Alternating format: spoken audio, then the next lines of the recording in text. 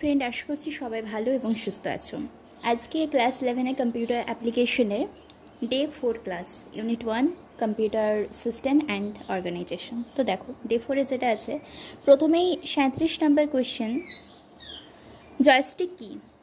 Joystick দেখো কি বলা হয়েছে, এটি একটা ইনপুট ডিভাইস যার সাহায্যে কম্পিউটার স্ক্রিনের নড়াচড়া নিয়ন্ত্রণ করা হয়। এটি গেমিংয়ের ক্ষেত্রে ব্যবহার করা হয়। গেমিংয়ের ক্ষেত্রে কিন্তু এই জয়স্টিক ব্যবহৃত হয়, মনে রাখবেন। আউটপুট ডিভাইস কি?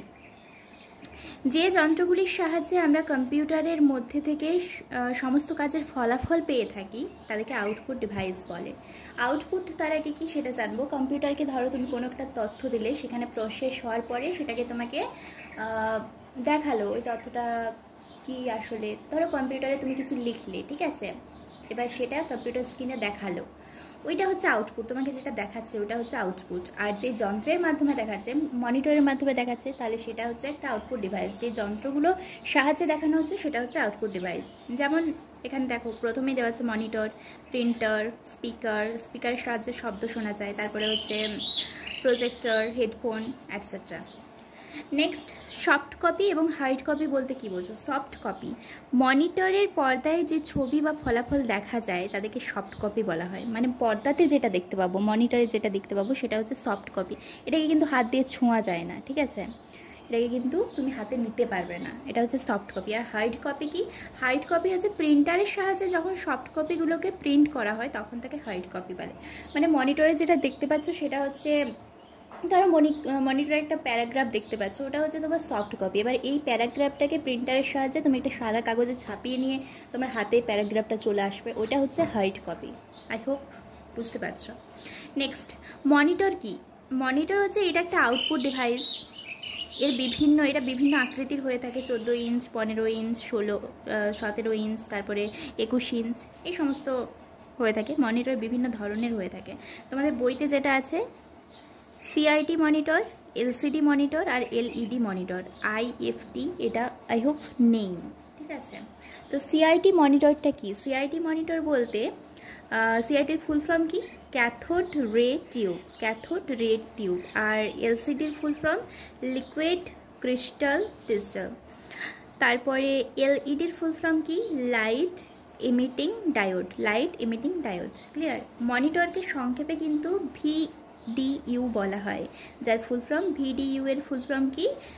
Visual display unit. ওকে, এবার দেখো প্রিন্টার কি? প্রিন্টার হচ্ছে একটা আউটপুট ডিভাইস, প্রিন্ট করা হয়, বললাম না?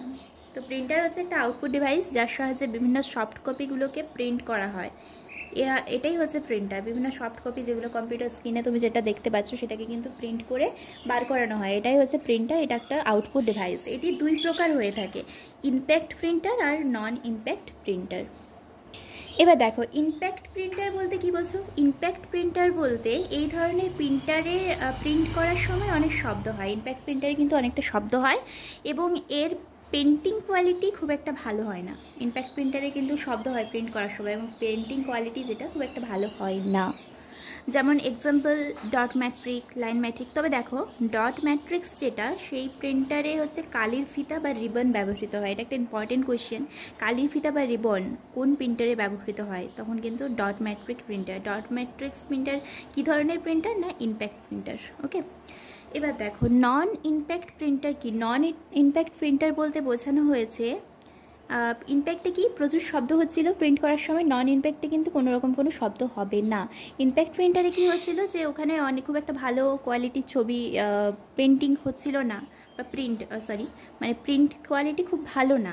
আর এটাতে নন ইম্প্যাক্টে কিন্তু প্রিন্ট কোয়ালিটি খুবই ভালো হয়ে থাকে। এটার এক্সাম্পল বলতে পারো ইঙ্কজেট প্রিন্টারের লিকুইড কালি ব্যবহৃত হয়, এটা একটা ইম্পর্টেন্ট কোয়েশ্চেন।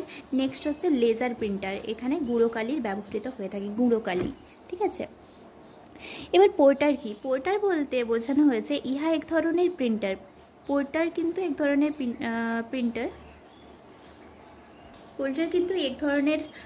প্রিন্টার। এর সাহায্যে বিভিন্ন ভৌগোলিক মানচিত্র, বড় বড় সাইনবোর্ড, তারপরে পোস্টার, এর হোল্ডিংয়ের কাছে কিন্তু এটা ব্যবহৃত হয়ে থাকে। তো আজকে এই পর্যন্ত। Thank you for watching my video.